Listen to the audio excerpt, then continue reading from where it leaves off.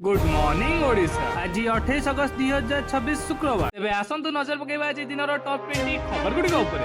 आजिर प्रथम खबर रे ही राखी पूर्णिमा अवसर रे नयागढ़ ठारे सरकार प्रदान करिया को जाउछंती सुभद्रा योजनार पंचम किस्ती बंटन प्रस्तुति संपर्क रे प्रधानमंत्री को उपमुख्यमंत्री प्रभाती परिडा आज नुआ दिल्ली ठारे साक्षात करी अवगत करिसंती। एही पंचम किस्ती माध्यम रे प्रत्येक योग्य महिला हिताधिकारी प्रत्यक्ष लाभ हस्तांतर जरिया 5,000 टंका लेखाएं पाइबे। तेबे प्रस्तुति अनुसार मोट 1,26,26,162 जन योग्य महिला हिताधिकारी एही किस्ती ग्रहण करने मनोनीत होइचंती, जहा पाई मोट 5,160 कोटी रु अधिक टंका हस्तांतर कराजिबो। समस्त योग्य हिताधिकारी पाखरे सठिक समय रे एवं सुरुखुरु रे सहायता राशि पहुंचाइबा पई राज्य सरकार द्वारा निया विभिन्न पदक्षेप संपर्क में श्रीमती प्रभाती परिडा प्रधानमंत्री को जणाइथिले। विशेषकर हिताधिकारी जांच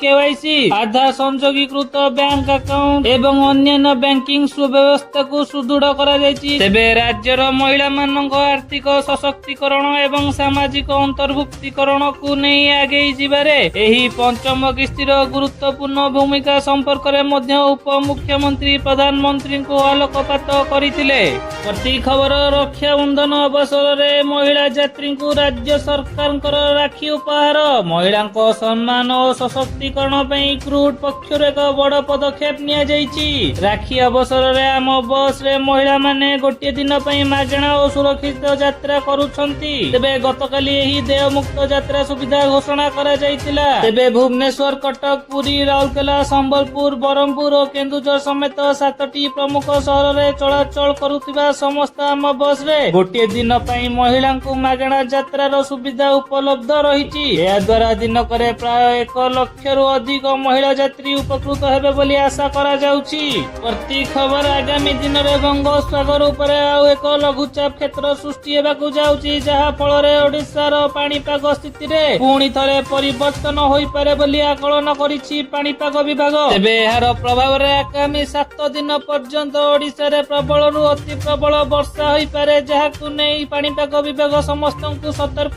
करि दैछि। तेबे बन्या प्रवण एवं तळिया अंचलर बासिंदा माननकु पाणीपाग विभाग एवं संपृक्त कर्तृपक्षଙ୍କ द्वारा दैनिक पूर्वानुमान रिपोर्ट एवं सतर्क रहिबाकु परामर्श दैछि। परवर्ती खबर उपर मुंडरे प्रबल वर्षा जोगु 16टी फाटक देई हीराकुद जल भंडाररु बन्या जल निष्कासन जारी रहिछि। महानदी फुलुथिबारु एहार अववाहिकारे एक छोट बन्या आसीबार संभावना रहिछि बोली जल संपद विभागर मंत्री कहिसंती। परवर्ती खबर नेपाल भयंकर बन्या तांडव घटिछि। बन्यार प्रकोप रे गाँ रास्ता और पोल भांगी जाइतिया बेले लोक भयभीत होई जाइछंती। एही विपर्यय रे वर्तमान 160 जनक मृत्यु एवं 700 रु अधिक लोक निखोज रहिछंती। एभली कठिन समय रे पड़ोसी देश नेपाल को सहायतार हाथ बढ़ाइछि भारत।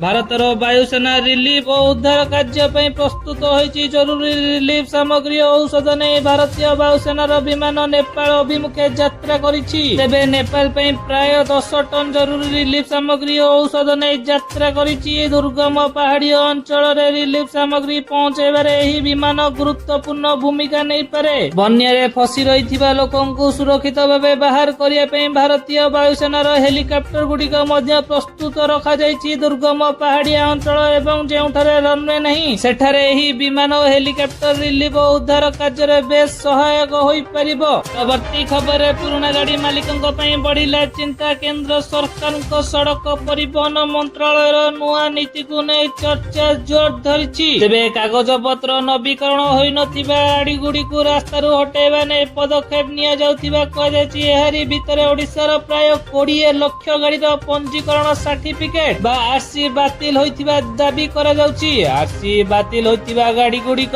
रास्ता रे चलाचल पई वैध हेबो नाही। एहा सह आगामी दिन रे आहुरी 30 लाख गाड़ी रास्तारू हटि पारे बोली आशंका प्रकाश पाइछि। सबुठारु बड़ प्रश्न हेउछि गाड़ीर आरसी बातिल हेउथिले मध्य अनेक मालिक ए संपर्क रे जानि पारु नथिबा अभियोग होइछि। गाड़ी मालिकंकु पूर्वरु एनै सूचना दिया जाउ नथिबारु सेमाने अजाणतरे निज गाड़ी चलाउछंती। जांच बेले धरा पड़िले ही आरसी बातिल होइथिबा जानिबाकु मिलुछि बोली अभियोग होइछि। एभली स्थिति रे गाड़ी मालिकंकु जोरिमाना ଗଣିବାକୁ ପଡିପାରେ। ପୁରୁଣା ଗାଡିର କାଗଜପତ୍ର ନବୀକରଣ କରିବା ପ୍ରକ୍ରିୟା ଜଟିଳ ହେଲେ ମାଲିକ ମାନେ ଅଧିକ ଖର୍ଚ୍ଚର ସମ୍ମୁଖୀନ ହୋଇପାରନ୍ତି। ଏପରି ଗାଡି ଚଳାଚଳ ପାଇଁ ଅଯୋଗ୍ୟ ହୋଇଗଲେ ନୂଆ ଗାଡି କିଣିବାକୁ ଲୋକେ ବାଧ୍ୟ ହୋଇପାରନ୍ତି। ଏହାକୁ ନେଇ ସାଧାରଣ ଗାଡି ମାଲିକଙ୍କର ମଧ୍ୟରେ ଚିନ୍ତା ହଟିଛି। ଅନ୍ୟପଟେ ଏଭଳି ନୀତି ଦ୍ୱାରା ପୁରୁଣା ଗାଡି ବଦଳରେ ନୂଆ ଗାଡିର ଚାହିଦା ବଢିବା ସହ ଗାଡି ଉତ୍ପାଦନକାରୀ କମ୍ପାନୀ ଗୁଡିକ ଲାଭବାନ ହୋଇପାରନ୍ତି ବୋଲି ମଧ୍ୟ ଆଶା ପ୍ରକାଶ କରାଯାଉଛି। ପରବର୍ତ୍ତୀ ଖବରରେ ହୀରାକୁଦ ଜଳଭଣ୍ଡାରକୁ ବନ୍ୟ ଜଳ ପ୍ରବେଶ ପରିମାଣ କ୍ରମଶଃ ହ୍ରାସ ପାଇବାରେ ଲାଗିଛି। ଫଳରେ ଗତକାଲି ମଧ୍ୟାହ୍ନରେ ପୁଣି 4ଟି ସୁଇଚ୍ ଗେଟ୍କୁ ବନ୍ଦ କରି ଦିଆଯାଇଛି। ବର୍ତ୍ତମାନ ହୀରାକୁଦ ଜଳଭଣ୍ଡାରର ବାମ ପାର୍ଶ୍ୱର 8ଟି ଓ ଦକ୍ଷିଣ ପାର୍ଶ୍ୱର 4ଟି ମୋଟ ମିଶି 12ଟି ସୁଇଚ୍ ଗେଟ୍ ଜରିଆରେ ମହାନଦୀକୁ ଅତିରିକ୍ତ ବନ୍ୟା ଜଳ ନିଷ୍କାସନ କରାଯାଉଛି। ତେବେ ଗୁରୁବାର ଅପରାହ୍ନ 12:30 ସୂଚନା ଅନୁସାରେ ଜଳଭଣ୍ଡାରର ଜଳସ୍ତର 623 ଫୁଟ ରହିଛି। ପରବର୍ତ୍ତୀ ଖବରରେ ରାଜ୍ୟର ଉଚ୍ଚ ଶିକ୍ଷାନୁଷ୍ଠାନରେ ଛାତ୍ରଛାତ୍ରୀଙ୍କ ଉପସ୍ଥାନକୁ ଡିଜିଟାଲ ଭାବେ ରେକର୍ଡ ଓ ଯାଞ୍ଚ କରିବା ପାଇଁ ବାୟୋମେଟ୍ରିକ ଉପସ୍ଥାନର ବ୍ୟବସ୍ଥା ଆରମ୍ଭ ହେବ।